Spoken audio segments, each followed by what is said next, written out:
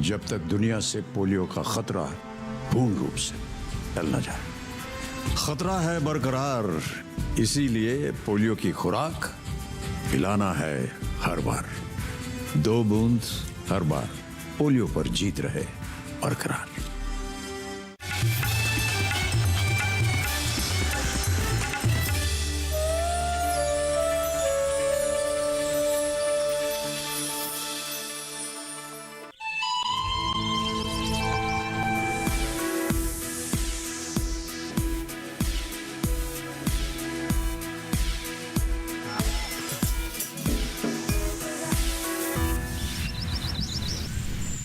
नमस्कार, आप देख रहे हैं दूरदर्शन किसान। हमारे खास कार्यक्रम कृषि परिक्रमा में आप सभी का स्वागत है। मैं हूं ज्योत्सना टंडन।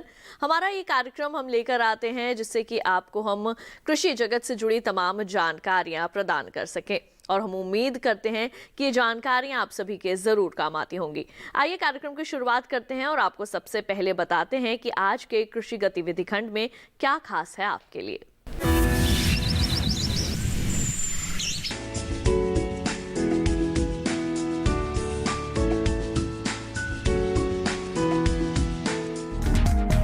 प्रति किसान जोत की भूमि लगातार कम होती जा रही है। भारत में चूंकि जनसंख्या घनत्व ज्यादा है, इसीलिए कम जमीन की समस्या यहाँ अधिक है। इतनी कम जमीन पर पशुओं के लिए पर्याप्त पौष्टिक चारा उगाना चुनौती बन गई है। बल्कि सच तो ये है कि देश में पशु चारे का संकट उत्पन्न हो गया है। ऐसे में नई तकनीक के जरिए कम जगह में ज्यादा उपज के उपाय किए जा रहे हैं। दूसरी ओर बार बार आ रही सूखे की समस्या भी चारा संकट उत्पन्न कर रही है।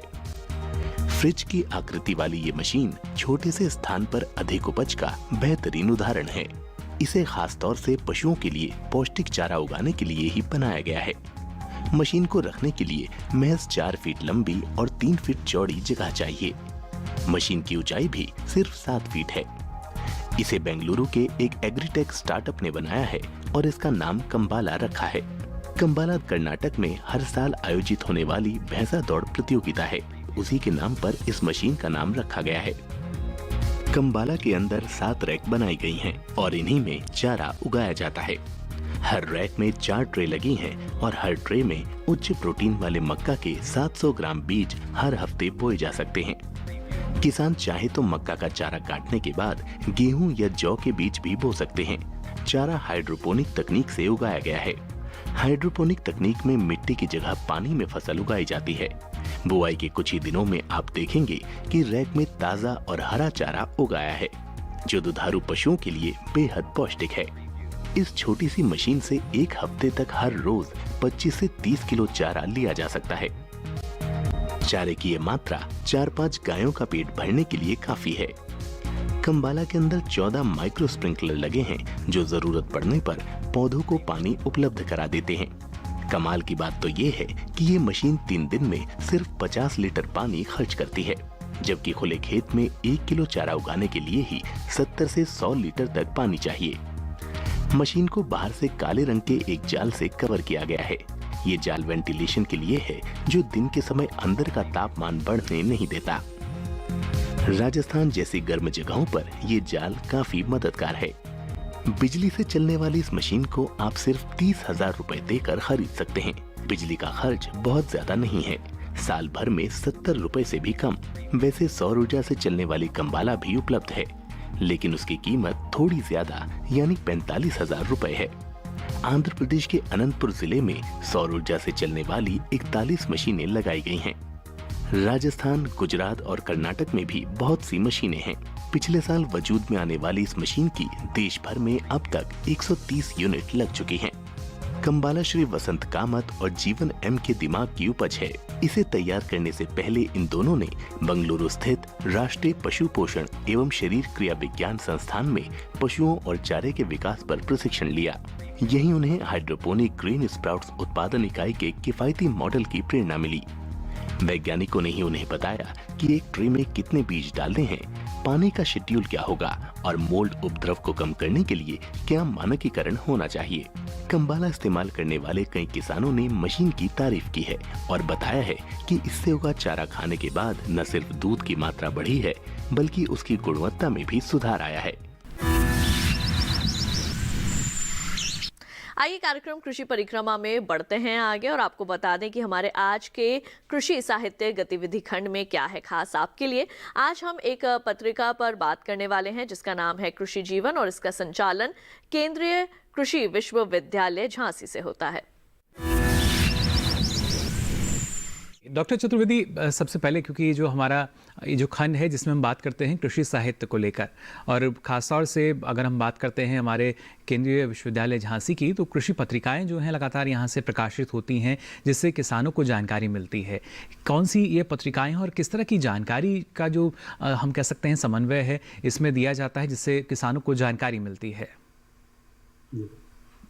जैसा कि अभी आप बात कर रहे हैं कि जो कृषि प्रसार है जी, कृषि प्रसार में अगर हमें किसानों की आमदनी बढ़ानी है या उनका जो कृषि उत्पाद है उसको बढ़ाना है, उसमें वैल्यू एडिशन करना है, तो इसके लिए समय समय पर तमाम जो कृषि प्रसार पत्रिकाएं हैं, वो साहित्य है जो अखबारों में भी आता है, वो सब प्रकाशित होता रहता है जी। और इस क्रम में चूंकि ये हमारा विश्वविद्यालय बुंदेलखंड के में विशेष महत्व का विश्वविद्यालय है और केंद्र के होने के नाते, तो इसमें विश्वविद्यालय ने विगत वर्षों में अभी दो पत्रिकाओं का प्रकाशन शुरू किया है जिसमें पहली जो पत्रिका है वो हमारी कृषि जीवन है। कृषि जीवन है जिसको हमने कृषि से जीवन से जोड़ने का प्रयास किया है और इसमें बुंदेलखंड से संबंधित कृषि, बागवानी, वानिकी जैसे जो मामले हैं, इनमें बुंदेलखंड बहुत पिछड़ा हुआ क्षेत्र है जी, बिल्कुल, और फसलों की उत्पादकता भी प्रदेश और देश के अन्य भागों की अपेक्षा बुंदेलखंड क्षेत्र की जो उत्पादकता फसलों की हो चाहे हमारे जानवरों की हो,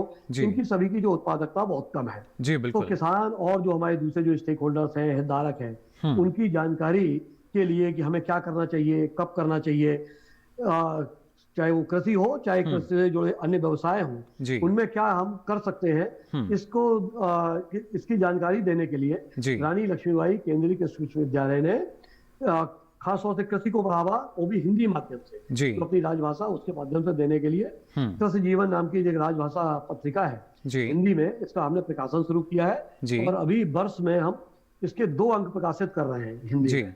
यानी हर 6 महीने में एक अंक जो है वो किसानों के बीच पहुंच जाता है, वो किसानों के बीच हम वितरित करते हैं। और इस पत्रिका में हम लोग एक बहुत शुरू किया है कि जो हमारी प्रमुख फसलें हैं, खासतौर से जो बुंदेलखंड क्षेत्र के लिए है, वो चाहे हमारी फसलें हैं, चाहे बागवानी है या वानिकी से संबंधित है, इनके जो तकनीकी लेख हैं तो सरल भाषा में किसानों तक पहुंचे, विद्यार्थियों तक पहुंचे जो दूसरे विश्वविद्यालयों में पढ़ रहे हैं और जो खासतौर से जो कक्षा 10 में है, 11, 12 में पढ़ते हैं उनके लिए है, या जो ग्रामीण अंचल में जो लोग निवास कर रहे हैं उन सबको जानकारी प्राप्त हो, इसके लिए एक कृषि जीवन पत्रिका हम लोग इसका प्रकाशन शुरू किया है। जी डॉक्टर चतुर्वेदी, अगर संभव हो हम चाहेंगे आप ये जो पत्रिका अगर दिखा सकें जिससे जो और दर्शक हमारे साथ जुड़े हैं वो भी अब पहचान सकें कि किस तरीके से कोशिशें की जा रही हैं कृषि को जीवन से जोड़ने के लिए। बाकायदा जैसा आपने बताया विश्वविद्यालय द्वारा कृषि पत्रिका जो है वो प्रकाशित की जाती है, वो भी साल में 2 बार।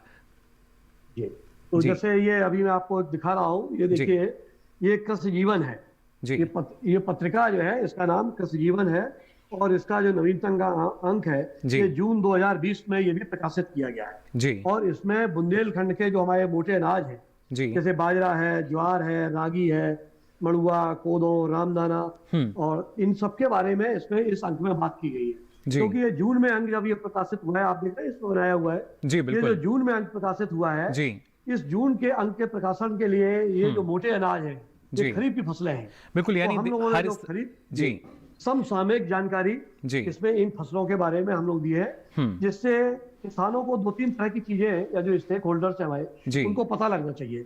एक तो पता लगना चाहिए कि कौन सी नवीनतम प्रजातियां आ रही हैं उनके बारे में उनको पता होना चाहिए, उन प्रजातियों के क्या लक्षण हैं, उनकी हम जो खेती है जो मोटे अनाज है जो गुणवत्ता युक्त है, पोषण युक्त है, जिसकी बात आजकल देश में की जा रही है कि जो हमारा पोषक है, पोषक तत्वों की कमी नहीं होनी चाहिए, अच्छा पोषण मिलना चाहिए। तो इसके बारे में चाहे वो प्रजातियां हो या इनका अधिक से अधिक उत्पादन हमें कैसे लेना है और इनमें हम जो मूल्य संवर्धन कैसे करें। आज जो बुंदेलखंड में सबसे बड़ी बात है वो मूल्य संवर्धन की होनी चाहिए। तो वो सारी जानकारी हम मान सकते हैं डॉक्टर चतुर्वेदी इस पत्रिका में मिल जाती है। मूल्य संवर्धन की जानकारी तो मूल्य संवर्धन की जानकारी भी हम लोग इसमें दे रहे हैं और दूसरे जो हमारे नवयुवक हैं जो ग्रामीण अंचल में रह रहे हैं, पढ़े लिखे नवयुवक हैं, वो कैसे स्टार्टअप शुरू कर सकते हैं इन मोटे अनाजों को, दलहनों को, तिलहनों को लेके वो एक स्टार्टअप शुरू करे, वो अपना रोजगार शुरू करे, जिससे वो रोजगार मांगने की बात नहीं, वो रोजगार देने की स्थिति में कैसे हो,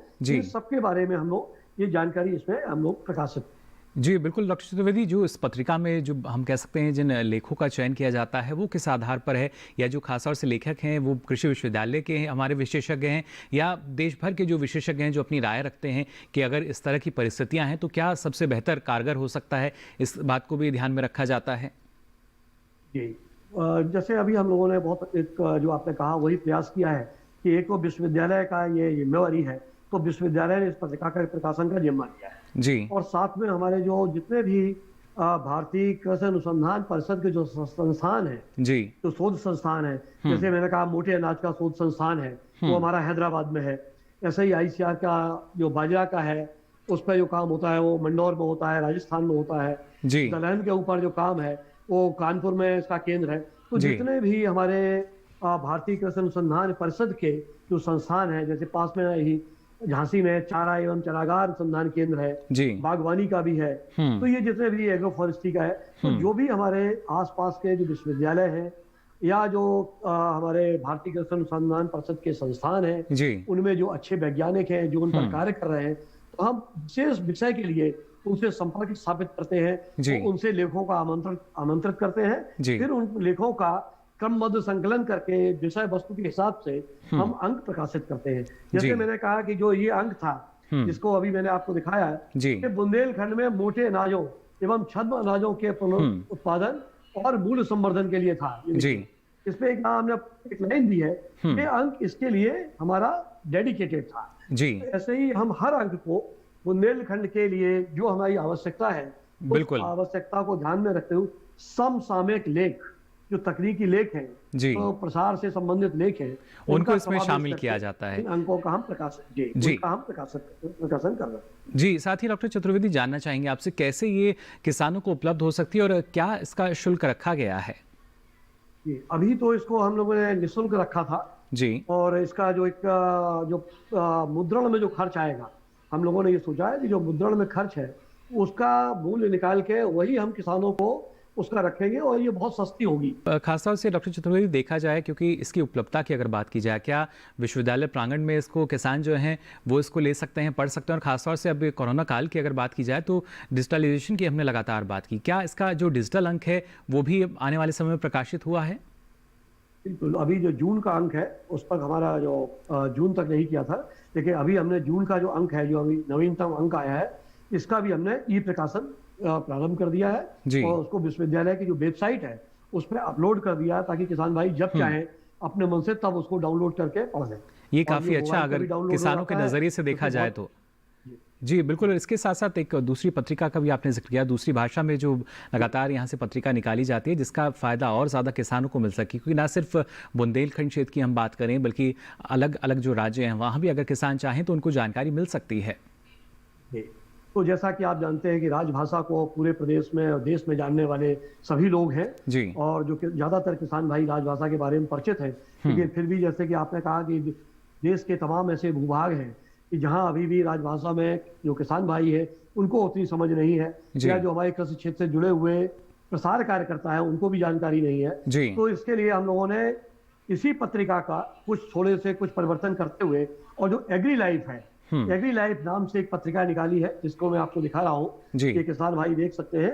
ये विश्वविद्यालय से एग्री लाइफ के नाम से ये अंग्रेजी में पत्रिका है।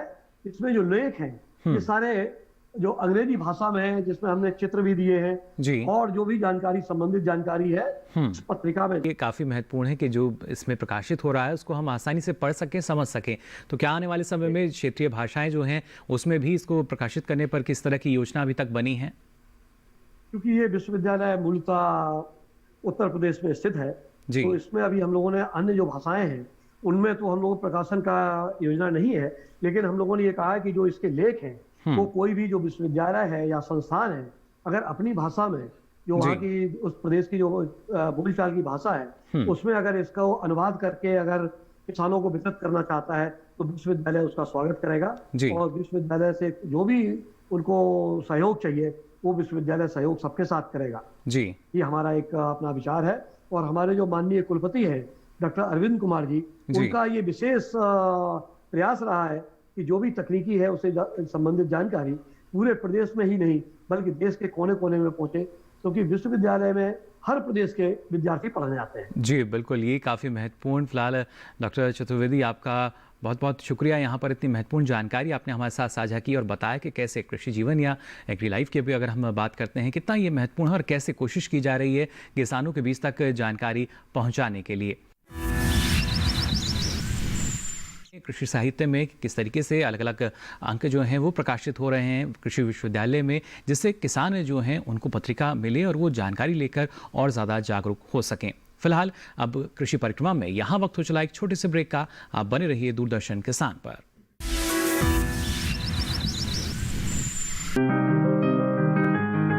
बीमारियों से कैसे बचेगी फसल, मवेशियों की मुश्किलों का क्या है हल, कहां से लाएं बीज, कितनी लगेगी खाद,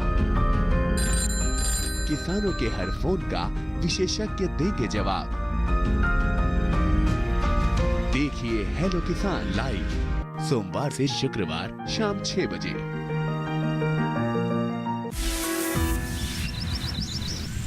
ब्रेक के बाद एक बार फिर आप सभी का स्वागत है कार्यक्रम कृषि परिक्रमा में। जैसे कि हम सभी जानते हैं कि किसी भी क्षेत्र में आगे बढ़ने के लिए हमें उस क्षेत्र की पूरी जानकारी होनी चाहिए। हमारे कई युवा ऐसे हैं आज के समय में जो कि कृषि के क्षेत्र में आगे बढ़ना चाहते हैं और ऐसे में कृषि की शिक्षा जो है वो आपको प्राप्त करनी होती है। आइए आपको बताते हैं कि हमारे आज के कृषि शिक्षा खंड में क्या है खास आपके लिए।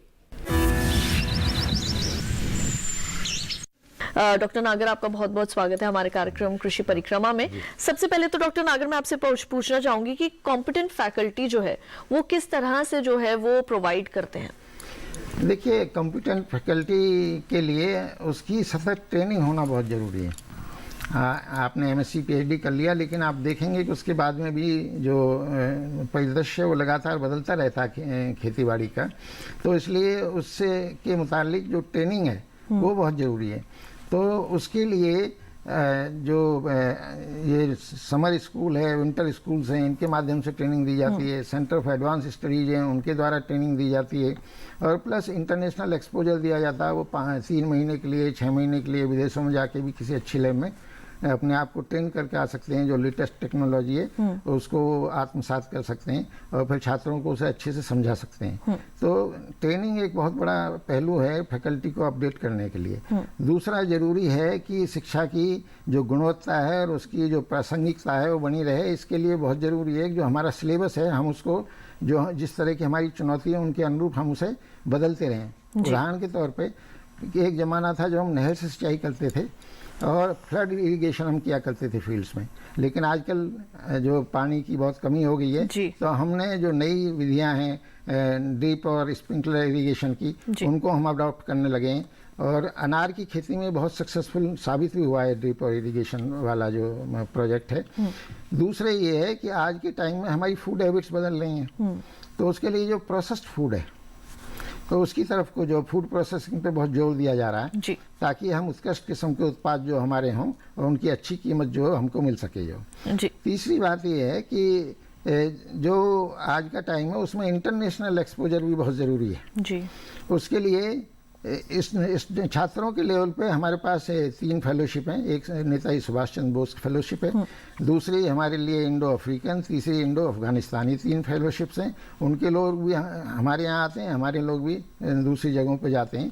तो इस तरह से इंटरनेशनल एक्सचेंज उसमें होता है। और एक नया प्रोजेक्ट है ऑन हायर एग्रीकल्चर एजुकेशन, उसके माध्यम से ये सारा कार्य संपादित किया जा रहा है। जी, तो ये तो बात हुई फैकल्टीज के बारे में, लेकिन अगर हम अंडर ग्रेजुएट स्टूडेंट्स की बात करें तो क्या उनको भी जो है वो फॉरेन एक्सपोजर मिलता है इसमें? हाँ, इसमें एक अच्छी बात ये कि उनके लिए भी 3 से 6 महीने तक का किसी भी जो भी अच्छी से अच्छी यूनिवर्सिटी उसमें जा सकते हैं, वहाँ के स्टूडेंट के साथ में इंटरेक्ट कर सकते हैं, वहाँ की लैब में बैठ के कुछ जिसमें उनकी रुचि है उसको आगे बढ़ा सकते हैं। एक तो ये। दूसरी बात मैं ये बताऊँ कि आजकल आप कुछ भी कर लीजिए, अगर उसमें रोजगार से आप वंचित रह गए तो सब किया धरा बेकार हो जाता है। जी। तो हमारे यहाँ UG लेवल पे भी रोजगार हैं जैसे कि आपकी फर्टिलाइज़र कंपनीज हैं, आपकी सीड कंपनीज हैं, आपकी फर्टिलाइज़र पेस्टिसाइड इंसेक्टिसाइड्स की कंपनीज हैं, बैंक्स हैं, प्लस जो गवर्नमेंट के डिपार्टमेंट्स हैं, इनमें बीएससी वालों की खपत है। दूसरा, जो हायर एजुकेशन ले लेते हैं, एमएससी कर लेते हैं, पीएचडी कर लेते हैं, तो पीएचडी वालों के लिए तो अब एआरएस में मिनिमम क्वालिफिकेशन ही पीएचडी हो गया। तो जो साइंटिस्ट हैं वो उसमें लाइन में जा सकते हैं, एसआरबी का जो एआरएस का इम्तिहान है उसको पास करके। और जो दूसरा है यूनिवर्सिटीज़ में, उसमें असिस्टेंट प्रोफेसर वगैरह वो लग सकते हैं।